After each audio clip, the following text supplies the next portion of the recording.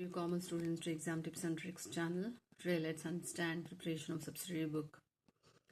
There are various types of subsidiary book. Purchase book, purchase returns book, sales returns book. For recording various credit transactions, these subsidiary books are maintained. The format of purchase book will be date, inward invoice number, name of the supplier, ledger folio amount. Purchase returns book, date, debit note number, name of the supplier, ledger folio amount. Format of sales book will be date, outward invoice number, name of the customer, ledger folio amount. Sales returns book, date, credit note number, name of the customer, ledger folio amount. Various transactions are given in the question. Let's consider these transactions. 2024 December 1st, the firm has purchased goods from Suresh worth rupees 30,000 less 10% trade discount, invoice number 2938.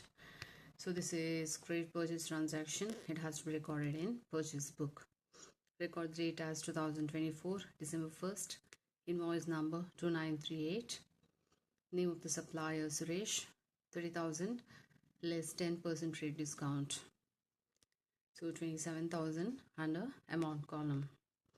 Second transaction, December 2, purchased goods from Santosh for rupees 10,000 for cash.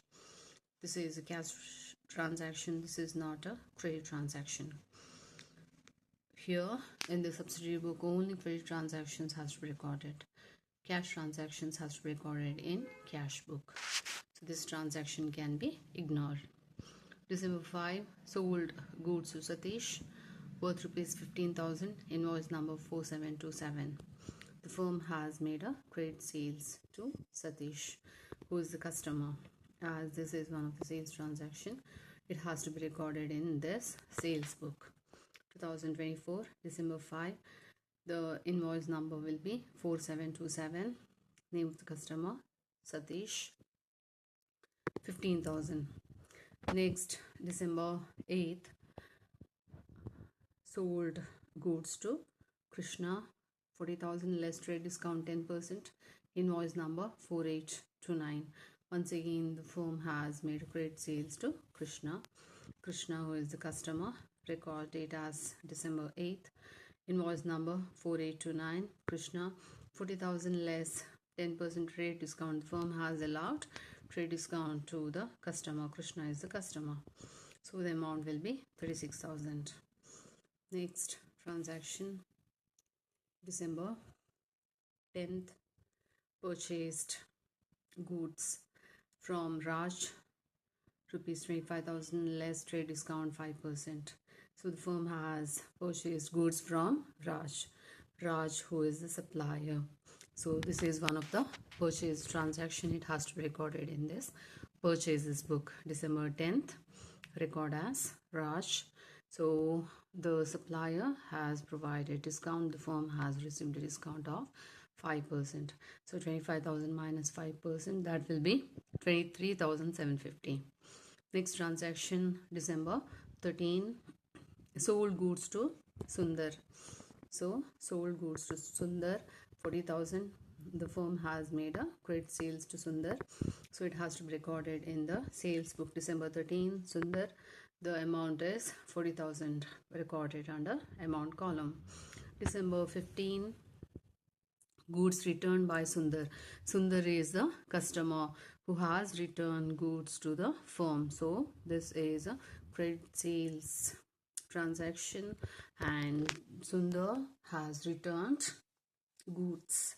So this is one of the sales returns transaction. It has to be recorded in sales returns book. The firm has made a credit sales to Sundar and Sundar has returned a certain goods worth rupees 4,000 returned back to the firm. That is treated as sales returns transaction and it has to be recorded in this sales returns book. December 15, Sundar, worth rupees 5,000 returned by him. Next, December 20th, goods returned to Suresh. So the first transaction, firm has made a credit purchase from Suresh. The firm has returned goods to Suresh. So that is treated as purchase returns transaction. It has to be recorded in this purchase returns book. So record date as December 20th. Suresh, worth rupees 4,000, that is being returned by the firm to Suresh. Suresh, who is the supplier. December 22, sold old newspaper to Kavita, worth rupees 200.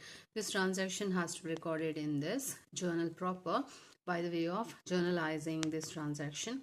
So the journal entry will be Kavita's account data to sale of old newspaper. Narration will be sale of old newspaper to Kavita.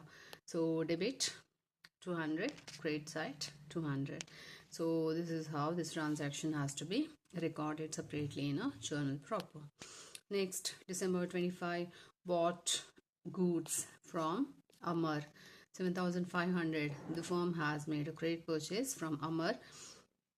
So it has to be recorded in this purchase book, December 25. Amar 7,500, that must be recorded. December 30th, allowance claimed from Amar. So the firm has claimed allowance worth rupees 80. So Amar is the supplier. So this allowance claimed has to be recorded in this purchases returns book, rupees 80. December 31st, sold goods to Sanjana. So this is a credit sales transaction. It has to be recorded in this sales book. December 31st, Sanjana, worth rupees 4,000. So this is how all these transactions has to be recorded in this purchases book, purchase returns book, sales returns book. Finally, it has to be totaled. The total of purchase book will be 58,250. Purchase returns book will be 4,080. And sales book, that will be 95,000, and sales returns book will be 5,000. This is how all the subsidiary book that has to be recorded. Don't record cash transactions. So cash transactions has to be ignored. It should not be recorded in the subsidiary book. Then old newspapers, it has to be recorded in journal proper by the way of journalizing the entry. Allowance is claimed from Amar who is the supplier. Firm has claimed allowance from him, so it has to be recorded in this purchase returns book. So this is how the subsidiary books that has to be prepared. Thank you.